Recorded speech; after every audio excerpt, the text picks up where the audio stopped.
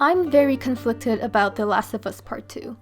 On one hand, I genuinely like some of the new characters like Lev and Yara and Dina. I'm a little iffy about Abby, but I like her relationship with Lev and how swole she is. I like the storyline of her trying to help Yara and Lev despite them being enemies.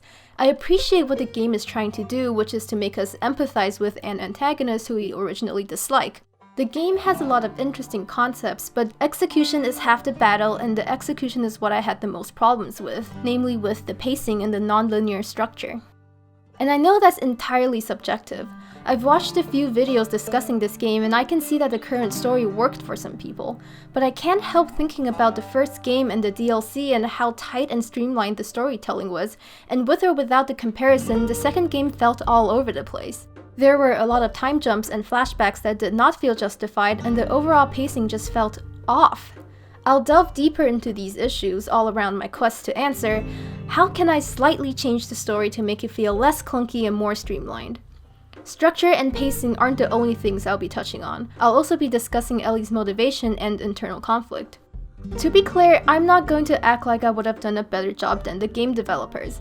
I have the advantage of both retrospect and an outsider's perspective, and real game making is very hard. This is just a fun exercise to see how I might have approached the same story, or the story in concept.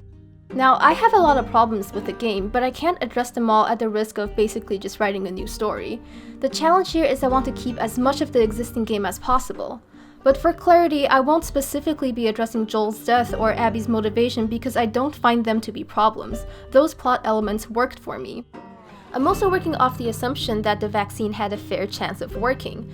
I know it's not practical to try to create a vaccine of all things for a fungal infection, nor is it helpful to take the cordyceps out of Ellie's brain when they should have been looking at her antibodies. But I'm not trying to do an overhaul of the games here. Let's just assume that the fungal vaccines are feasible and the doctors did try to use Ellie's antibodies and the surgery really was the only way to develop a cure. And no, I'm not diving into the discussion of whether the Fireflies would have hoarded or weaponized the cure, because that's besides the point and the scope of this video. I'll only be laser focusing on these three things: Abby's perspective, Ellie's knowledge of what Joel did to the Fireflies, and the setting of the third act.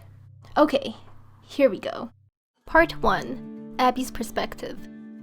When the game was first announced, game director Neil Druckmann explained that the main theme of the game was hate. Yeah, if the first game was really like the core of it, the theme was about the love between these two characters and how we build that through story, music, interaction, gameplay mechanics.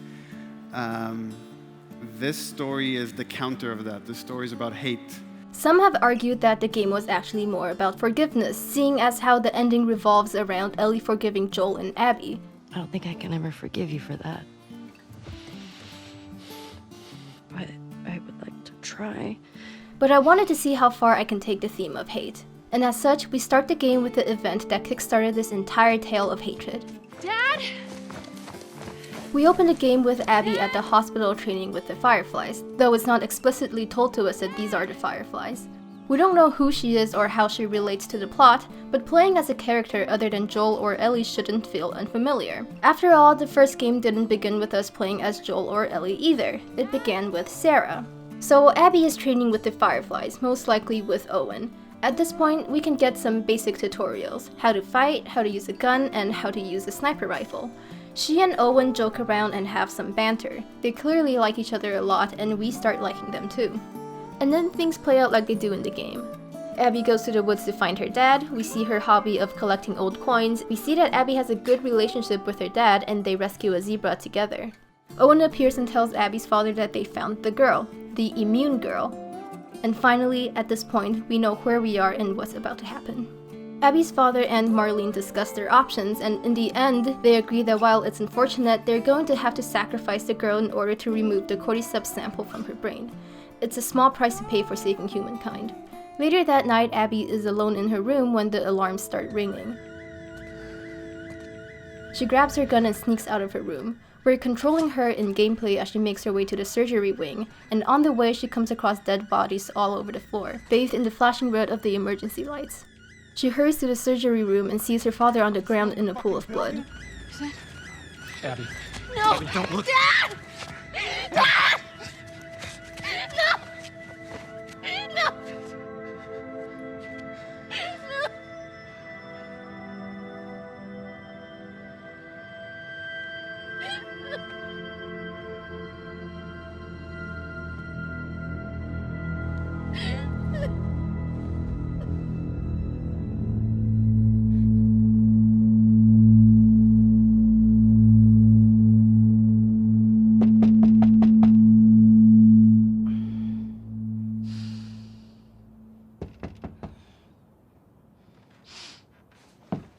Sage from the channel Just Right observed that the game is about perspective.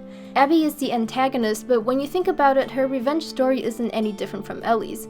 Both had lost their father figures and wanted to kill the person responsible. Abby is the villain from Ellie's point of view, but from Abby's perspective, Joel and Ellie are. This is further illustrated when Abby is faced with this relentless sniper who tries to kill her. We hate this sniper and we want him dead, but when we finally reach the sniper, we find out it's actually Tommy, Ellie's friend and a character we're supposed to like. See?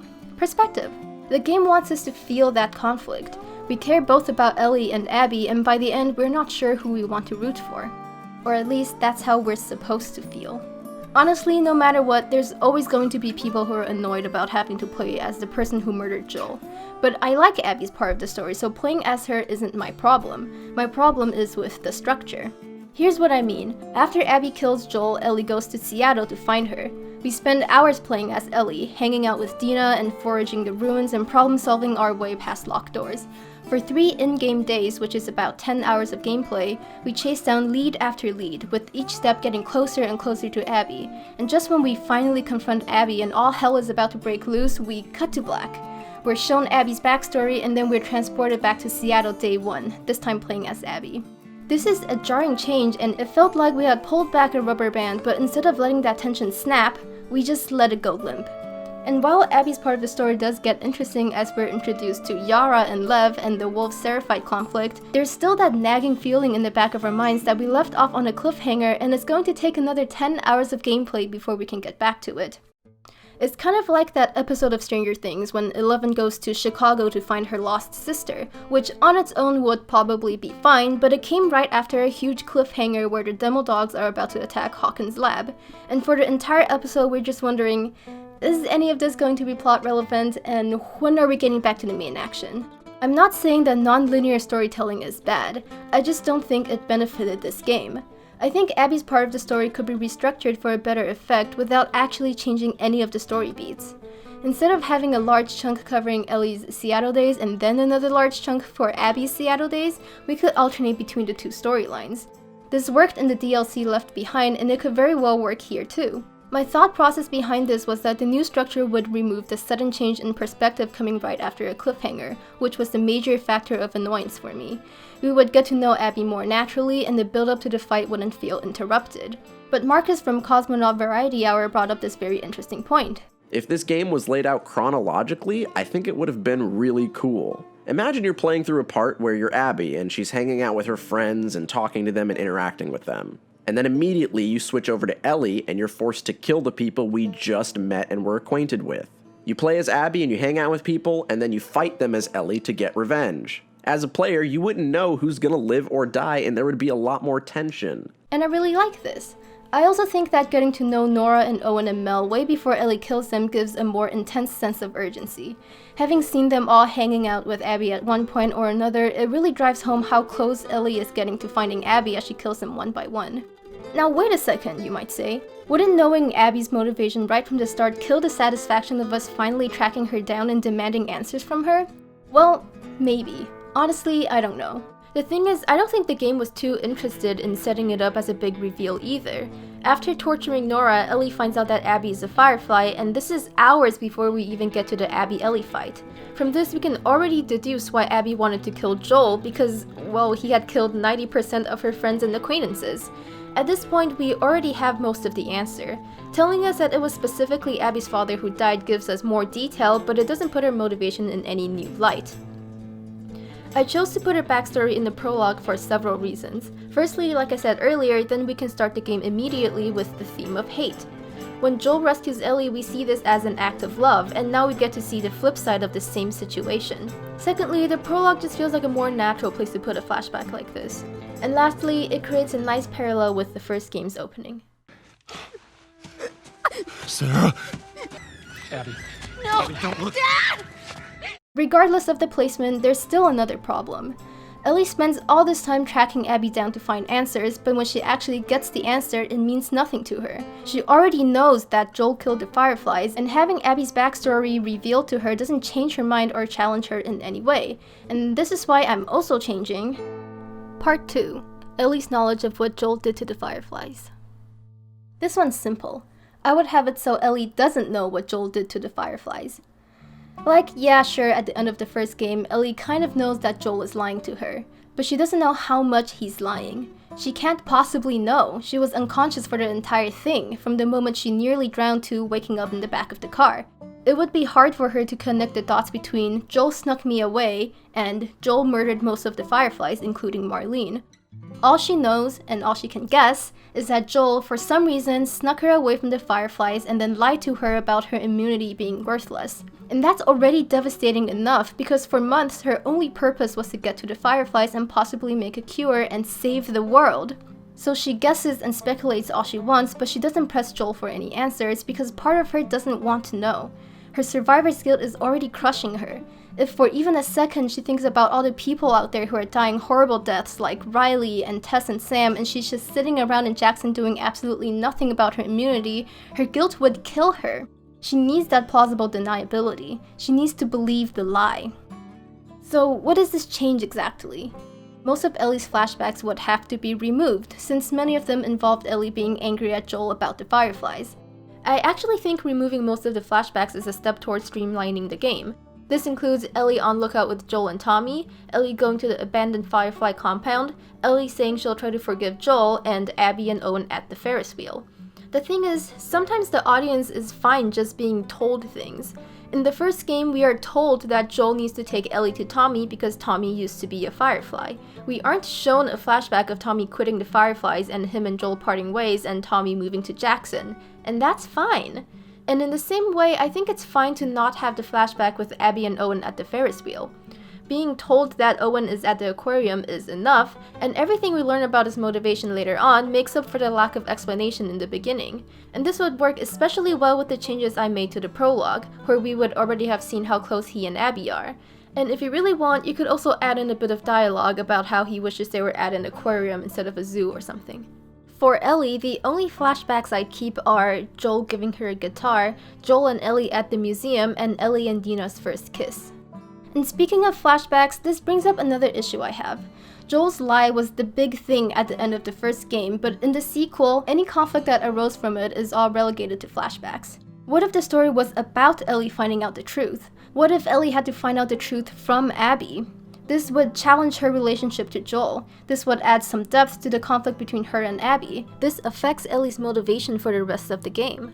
I said before that I wanted to take the theme of hate as far as I can go, so here's Ellie's character arc as it pertains to this theme.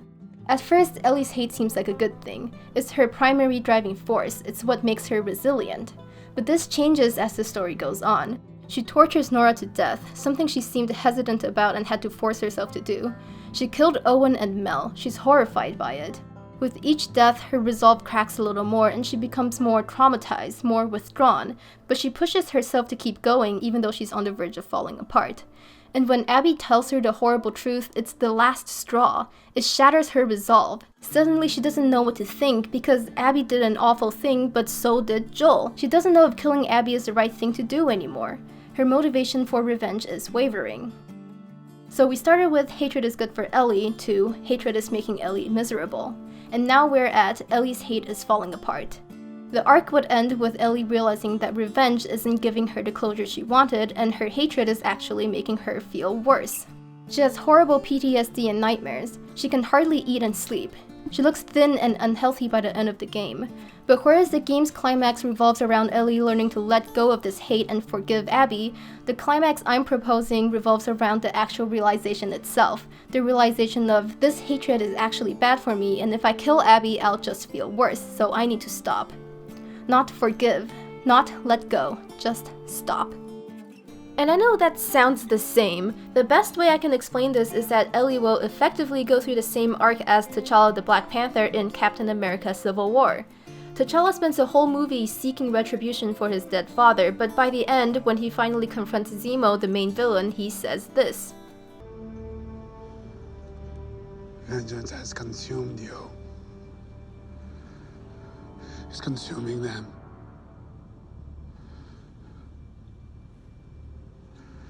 I'm done letting it consume me. He hasn't forgiven Zemo, but he's come to the realization that hatred and retribution won't help. He's seen how terrible these things can be. Because of hate, Steve and Tony are beating each other to death. Because of hate, Zemo killed T'Challa's father, who had nothing to do with the incident that killed Zemo's family. Because of hate, T'Challa himself nearly killed an innocent man. He hasn't forgiven Zemo, not by a long shot, but he knows he needs to stop. So Ellie goes through most of the game not knowing why Abby wanted to kill Joel. She knows that Joel had a lot of enemies and had killed a lot of people, but as far as she knows, his ruthlessness has always been justified. The people he killed were almost always people who tried to kill him and Ellie first. Soldiers, robbers, the cannibals. Whoever this Abby is, there's no way what she did to Joel was justified. As they travel, she and Dina speculate who Abby might be, but Ellie never guesses the Fireflies. They spend 3 days in Seattle. Ellie tortures Nora but can only find out that Abby is probably in the aquarium, but in the aquarium she only finds Mel and Owen, and then they're dead before she can get any information out of them. And then finally, Ellie comes face to face with Abby. They fight. Abby is strong but Ellie is quick. They both sustain injuries and the fight comes to a lull as they break apart to recover. They stalk each other around the building and Ellie finally asks, "Why did you kill Joel?" Abby isn't in the mood for theatrics the way she was when she killed Joel. She's fired up, she's tired, and she's so angry. She says, "He killed my dad." Ellie taunts her. "Your dad? What was he, a robber? A soldier? Or was he one of those cannibals who tried to eat me?" This enrages Abby and they grapple. They break apart again with new injuries and they're stalking each other again. "My dad did nothing wrong," says Abby. "He was a doctor. He was trying to save the world and your precious Joel slaughtered him like an animal. I just repaid the favor." Ellie is silent, trying and failing to remember any doctors she and Joel had ever come across. "You really don't know?" says Abby. "Joel never told you? We were going to find a cure, and Joel destroyed every chance we had. He killed my dad. He took away the only immune person we had ever found, and now we're all stuck in this shitty world because of him." The revelation hits Ellie hard. Abby takes this chance to attack. The rest of it plays out like it does in the game. Dina attacks Abby but is quickly shot by Lev. Abby, so consumed with anger, is about to kill Dina, but in the end, seeing Lev's horrified expression, she lets them all go.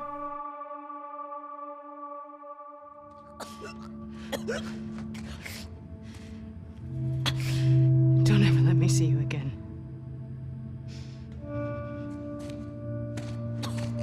Come on.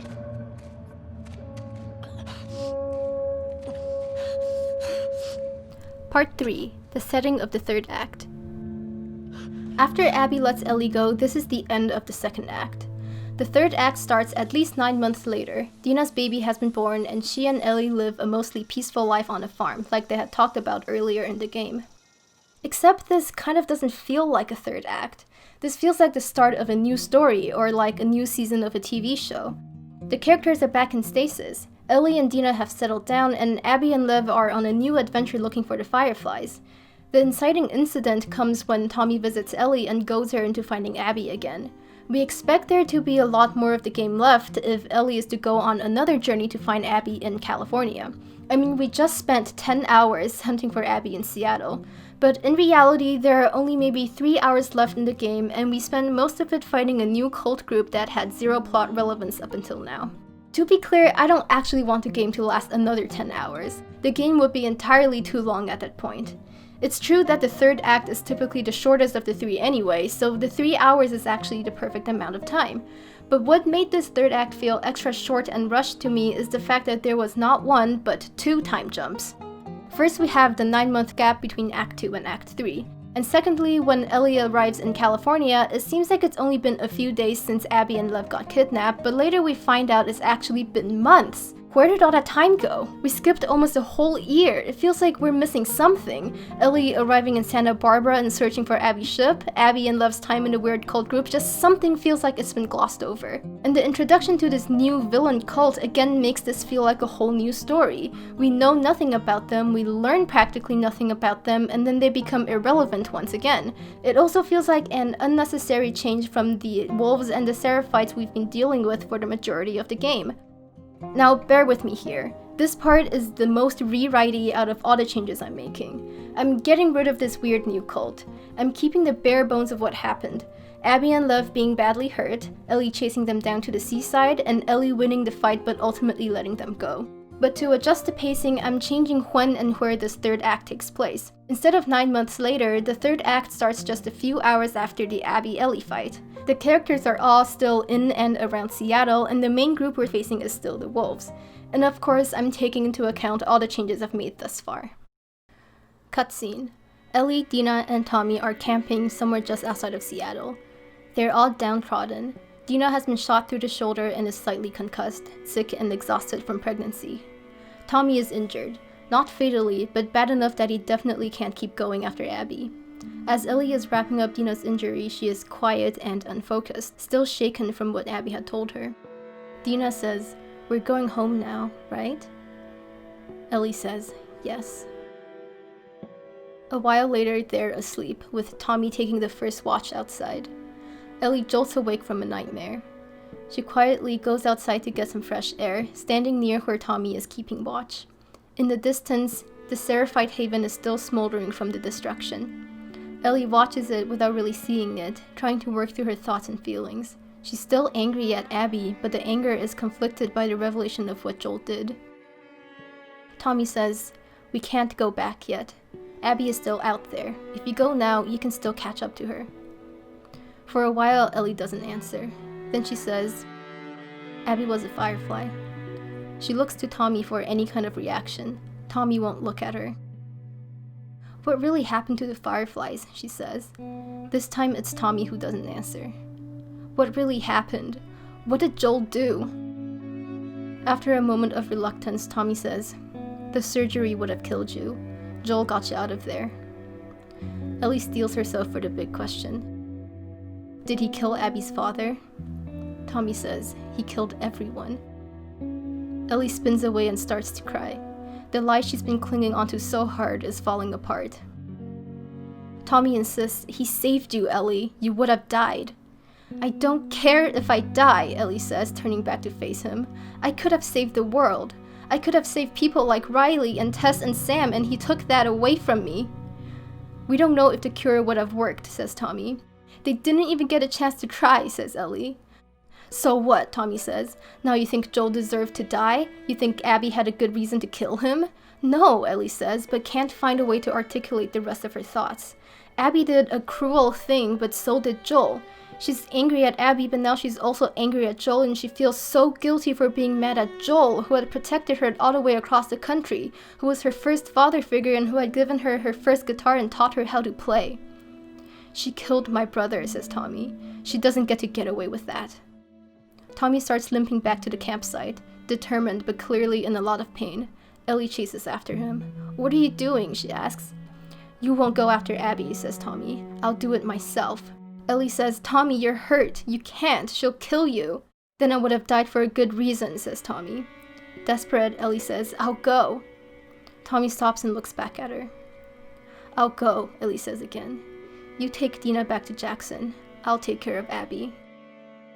They quietly go back to camp. Dina is still asleep, unaware of the argument. Ellie packs up her stuff, and just before she leaves, she says, "Explain to Dina, okay? Tell her I'm sorry." We start gameplay as Ellie, except now her motivation is kind of scattered. She's hunting down Abby less because she still wants her dead, but more as a sense of obligation to Tommy. The wolves are still out in full force, since they just finished raiding the Seraphites, and now they're on a manhunt for Abby and Love, who were involved in the death of Isaac, the wolves' leader. Now Ellie can't get past that gate she and Dina had gotten through easily before, so we spend a while exploring around the fence and searching for a way in, and once we do, we cut to Abby and Love. They've also been spending the last few hours recovering. Abby's leg has been stabbed and she has countless bruises and cuts from the fight. She asks Love if the coast is clear and joins him at the window to peer outside. No wolves. It's the perfect time to escape. Abby says, "We have to get to the aquarium." Owen's boat. It's our only way out.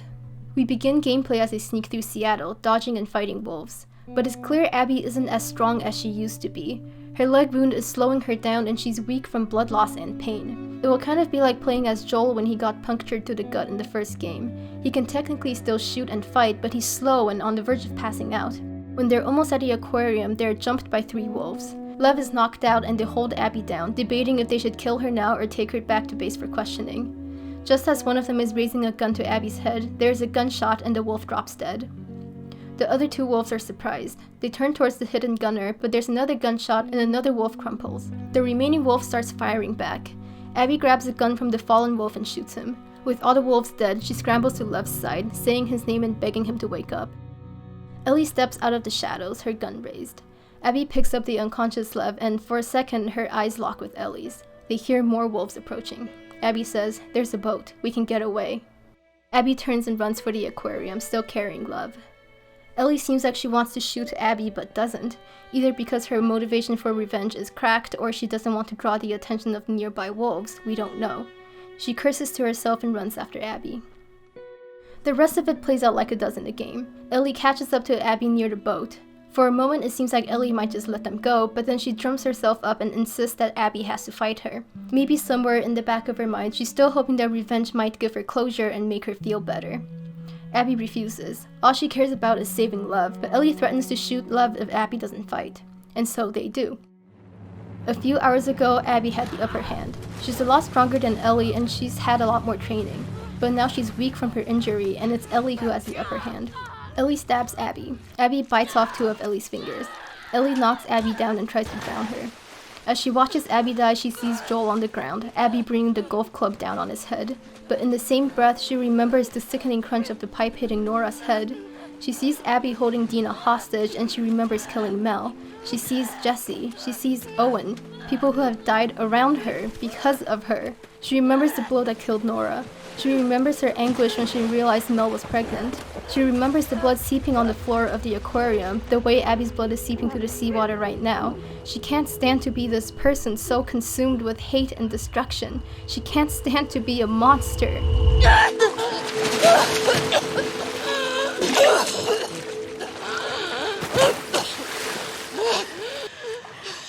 No. Just take him.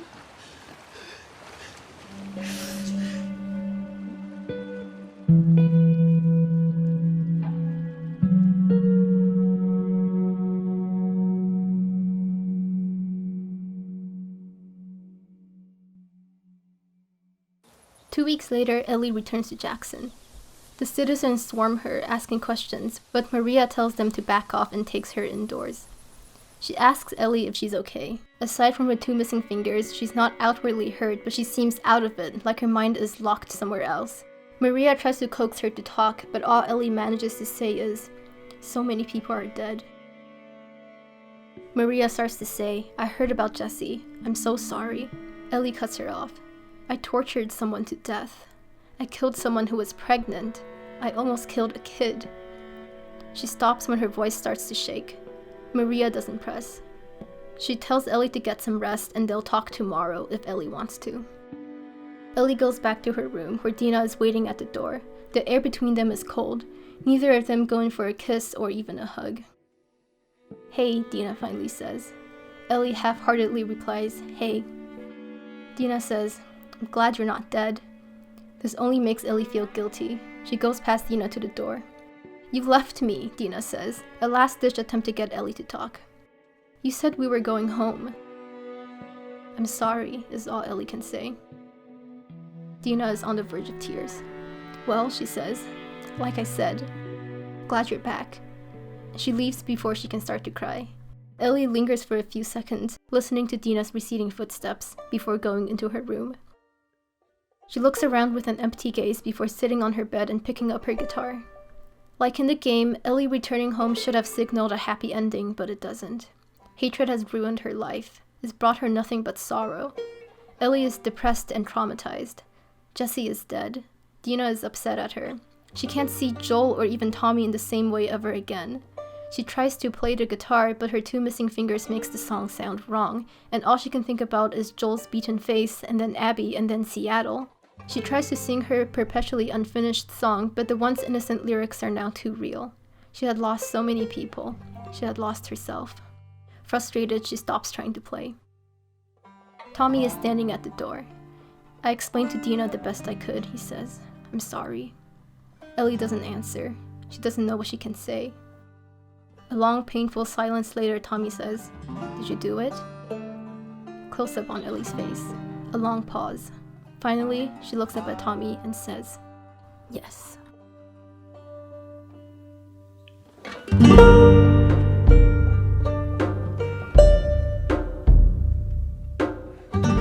that was supposed to be the end of the video.